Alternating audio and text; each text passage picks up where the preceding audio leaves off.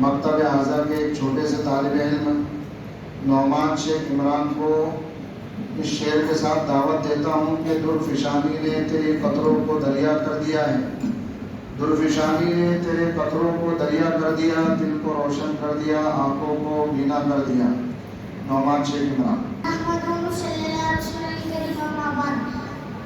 فقد قال نبی صلی اللہ علیہ وسلم افضل الصیام بعد رمضان شهر الله محرم الحرام اور کما قال صلی اللہ علیہ وسلم۔ محترم صدر جلسہ اور معزز حاضرین، آج کی اس مبارک جلسے میں میری تقریر کا عنوان ہے ماہ محرم الحرام اور یوم عاشوراء کا روزہ۔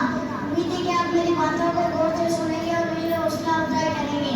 محترم حضرات، محرم الحرام کا مہینہ اسلامی سال میں سب سے پہلا مہینہ ہے۔ اسی مہینے میں اسلام میں نیا سال شروع ہوتا ہے اور اسی مہینے کے 10ویں تاریخ کو یوم عاشوراء کہتے ہیں۔ محترم حضرات، کیا آپ کو یوم عاشوراء یعنی 10ویں محرم الحرام کی اہمیت اور فضیلت جانتے ہیں؟ اگر نہیں تو سنیں۔ قیامت کی نشانیوں میں سے ایک نشانی یہ ہے کہ قیامت 10ویں محرم الحرام کو آئے گی۔ اور یوم عاشوراء کی ایک خاص بات یہ ہے کہ رمضان المبارک کے روزے فرض ہونے سے پہلے یوم عاشوراء کا روزہ بھی فرض تھا، لیکن جب رمضان المبارک کے روزے فرض ہو گئے تو یوم عاشوراء کا روزہ نفل ہو گیا۔ لیکن نفل ہونے کے بعد بھی اللہ تعالیٰ نے اس کی فضیلت بہت زیادہ رکھی ہے۔ چنانچہ آپ صلی اللہ علیہ وسلم نے حدیث پاک میں اس روزے کی فضیلت اس طرح بیان فرمایا کہ رمضان المبارک کے روزوں کے بعد سب سے افضل روزہ اللہ کے مہینے میں محرم الحرام کا روزہ ہے۔ دوسری حدیث میں آپ صلی اللہ علیہ وسلم نے فرمایا یوم عاشوراء کا روزہ رکھنے سے پچھلے ایک سال کے گناہ معاف ہو جاتے ہیں۔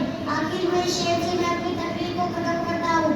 ماتم وہ کرے جو منکر ہے حیات شہداء کے، ماتم وہ کرے جو منکر ہے حیات شہداء کے، ہم زندہ جاوید کا ماتم نہیں کرتے۔ وما علینا البلاغ۔ گروپ نمبر 1 پیش کرنے کے لیے مکتب اعظم کے طالب علم زوریش شیخ محبوب کو دعوت دیتا ہوں کہ وہ آئے اور شان مصطفیٰ کے عنوان پر ہم سب کے سامنے تقریر پیش کریں۔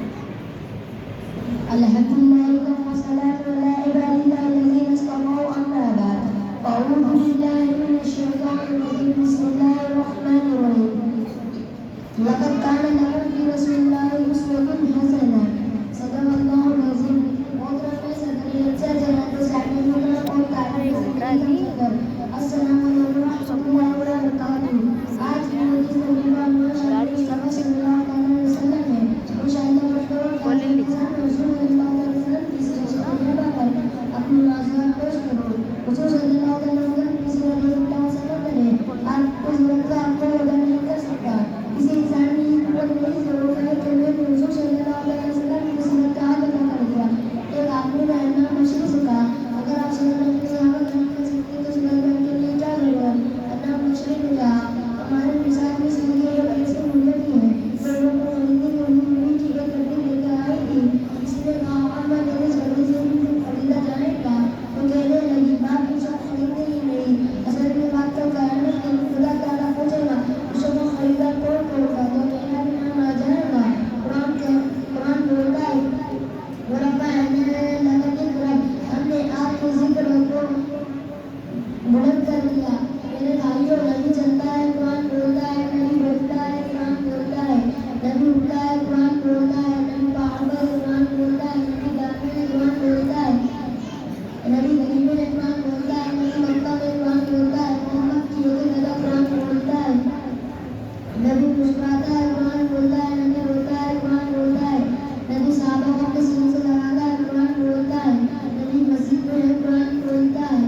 اے پیغمبر، میں نے تیری ایک ہی غلط قرآن اتاری ہے، اس لیے کہ تو اتنا بلند ہے کہ تیری وجہ سے مکہ میں درجہ کو بلند کر دیا، تیری وجہ سے میں نے شہر کو بلند کر دیا، تیری وجہ سے میں نے صحابہ کو اتنا بلند کر دیا کہ قیامت کے دن تک کوئی جمال، کوئی ولی، کوئی کتب، کوئی ابدال کے ساتھ مقابلہ نہیں کر سکتا، اور اس کے گھر کو جو بھی پہنچ نہیں سکتا، اس لیے کہ جو تیرا صاحب بنا ہے وہ بھی کائنات میں بلند ہوگا۔ ہمارے نبیوں کے نبی اللہ تعالیٰ نے اور بھی اپنے دنیا میں بھیجے، کوئی نبی بستی کے لیے، کوئی شہر کے لیے، کوئی قوم کے لیے، علاقے کے لیے، کوئی ایک ملک کے لیے، کوئی موضوع کے لیے، لیکن ہمارے